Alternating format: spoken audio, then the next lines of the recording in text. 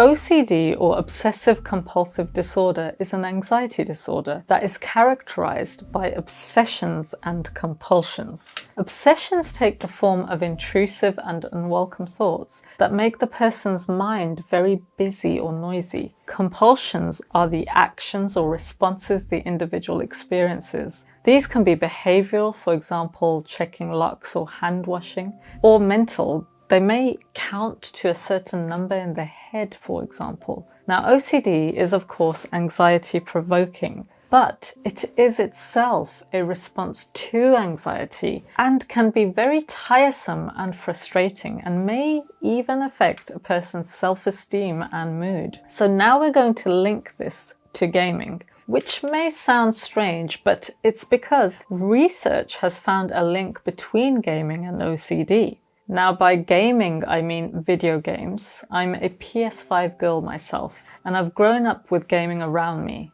It's continued to grow in popularity over the decades, and games have become graphically more stunning and realistic, with world-class actors voicing them and trophies to keep gamers hooked, and newer platforms being released so that the technology can handle the growing capabilities of game design. So in this video, we'll cover the intriguing link between the anxiety disorder OCD and gaming, discussing positive and negative aspects of gaming using a client case study and research. I'll also tell you the specific game genres and examples of those genres that are highlighted by the research and explain why. And I'll offer some tips to help and let you know how therapy can help too, even if you're not a console gamer. This can apply to you, because if you play games on your phone or you have some other vice that takes over your life to some degree, stick around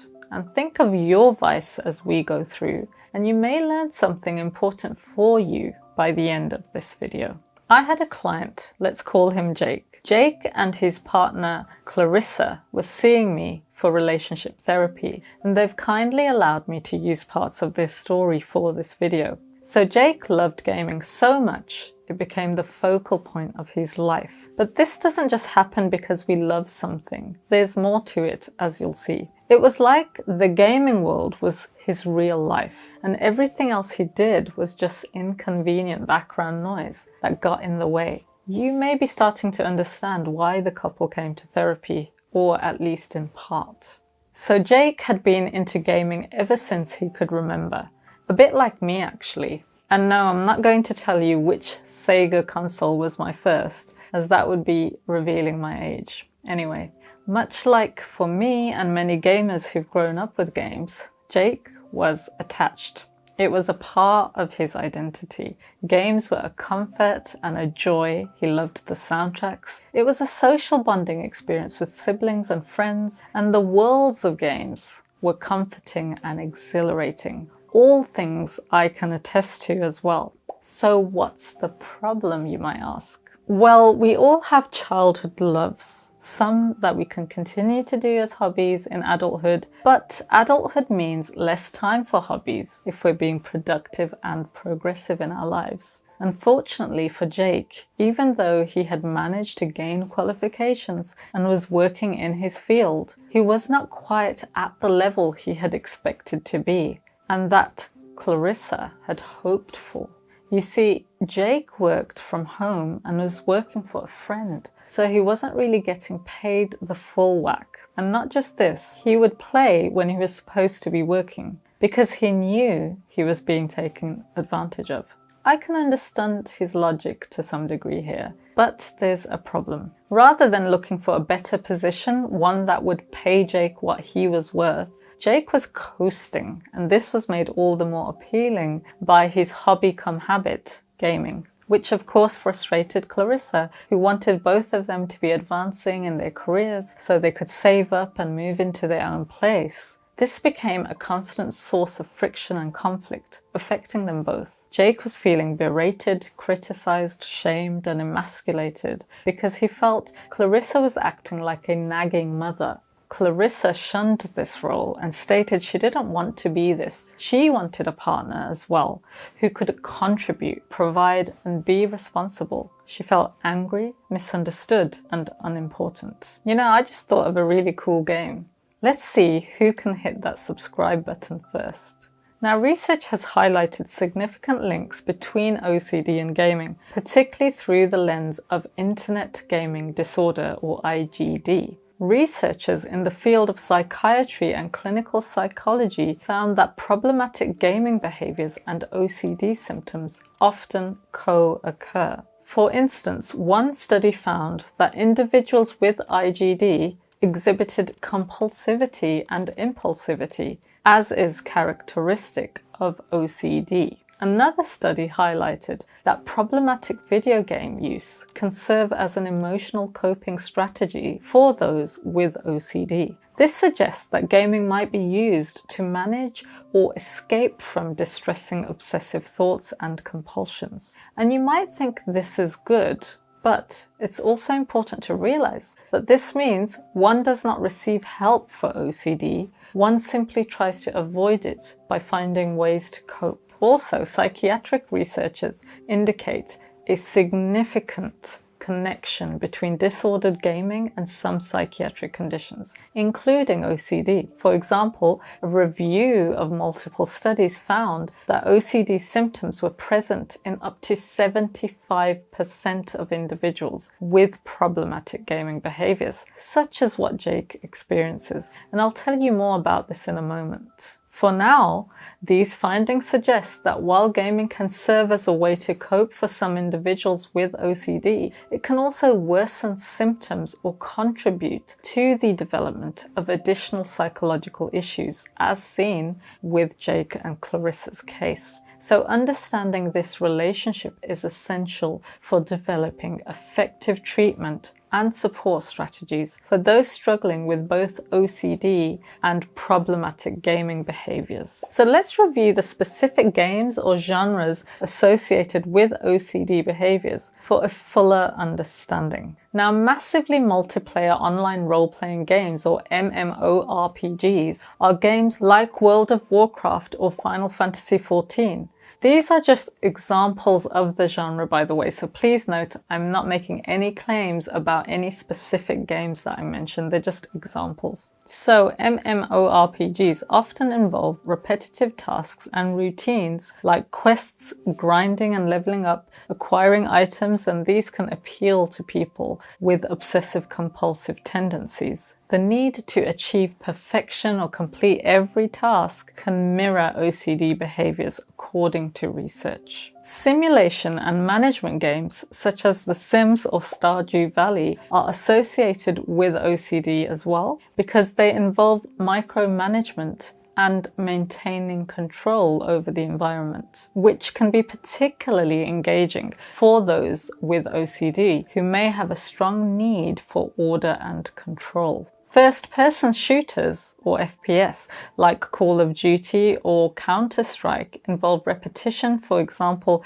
continually aiming and shooting, along with the need for precision and control, which again can appeal to those who experience OCD behaviors due to the ritualistic actions involved. And then we have role-playing games like the Elder Scrolls series, or my favorite From Software games, and another classic series, the Final Fantasy games. They're also linked, not those specific games, remember, those types of games, because the need to collect items or complete quests and achieve perfection in character development can attract people with OCD due to the repetitive and completionist nature of these tasks. So overall, we see that games that require repetitive actions, completion of numerous tasks, or perfectionism tend to be more associated with OCD behaviors. The need for control and order in these games can mimic the compulsion seen in OCD. So individuals with OCD may use games like these as a coping mechanism to manage anxiety or escape from obsessive thoughts, leading to potentially problematic gaming behaviors.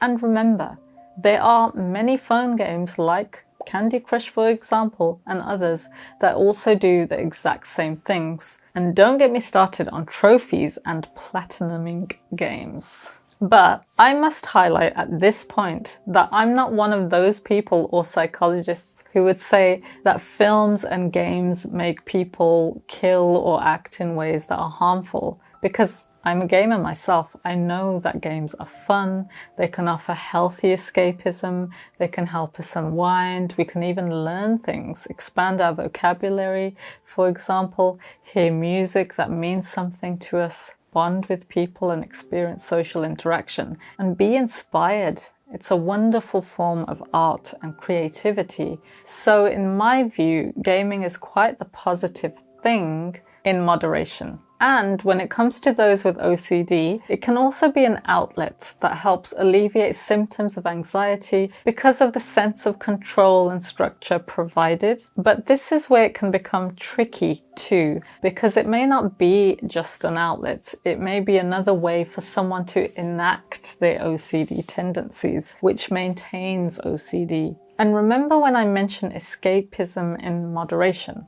Well, when it starts to interfere with life, for example, like with Jake, who would rather rock up at the Firelink Shrine, a place that feels warm, inviting, and maybe even friendly, he avoids his partner's pleas and the need to create his own real-world campfire, one that includes Clarissa and a brighter future for them both. So this was important for Jake to realize on his own. This is why we also worked one-to-one in therapy. And it helped, I think, that I wasn't against games like Clarissa was. I could completely understand his need to want to experience these fantasy worlds with all their richness, worlds in which he felt capable, strong, and successful. But he needed to understand what he was potentially squandering in the real world. A PS5 ain't gonna keep you warm at night or pay your bills. So it's about enjoying it as a part of life, not making it your life. Okay, I just made that up. It's not a real saying,